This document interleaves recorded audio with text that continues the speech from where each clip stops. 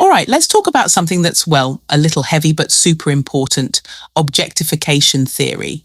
Now, if you're sitting there thinking, what on earth does that mean? Don't worry. Let me explain. It's basically a fancy way of saying that society has this annoying habit of making us view our bodies as if they exist purely to be judged by others. Yep, it's like living in a never-ending funhouse mirror, except it's not fun at all. Here's the deal. Fredrickson and Roberts came up with this theory back in 1997, and let me tell you, it's still as relevant as ever. The idea is that, especially for women, but let's not forget men too, this is creeping into their world more and more, we've been socialized to see ourselves through the eyes of others. Oof, right? It's like we've been handed this invisible camera lens, and instead of focusing on who we are or what we can do, we're stuck obsessing over how we look.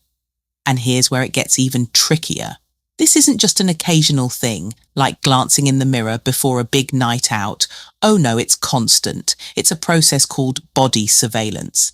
And if you've ever found yourself thinking, do I look okay sitting like this? Or is my arm at a weird angle in this photo? Yep, that's it. You're monitoring yourself as if you're on display 24/7. Exhausting, isn't it? Now let's get real for a second. This isn't harmless, not even close. When we start tying our self-worth to our appearance, things can spiral fast. We're talking shame, anxiety, and in some cases, disordered eating. And honestly, it's heartbreaking because it's all based on this warped idea that our value is somehow tied to how we look, rather than who we are. Like, what's that about? But let's pause for a moment, because here's the thing. This isn't about blaming ourselves. Oh no, this runs way deeper than that. It's about the media, social norms, and all those sneaky little messages we've been fed our whole lives. You know the ones: flawless models in magazines, perfect influencers on Instagram, even those cheeky little side comments from family or friends. It's like we've been swimming in this sea of objectification, and we didn't even realize how deep we were.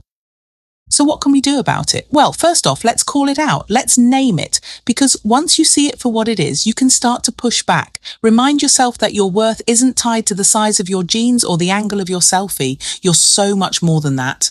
And let's be honest, those perfect people we compare ourselves to, they're probably battling the same insecurities. It's a vicious cycle, but it's one we can break.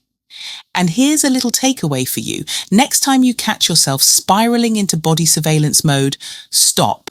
Take a deep breath. Look at yourself through your own eyes, not society's, because you, my friend, are a whole human being, flaws, quirks, and all. And that is what makes you truly beautiful.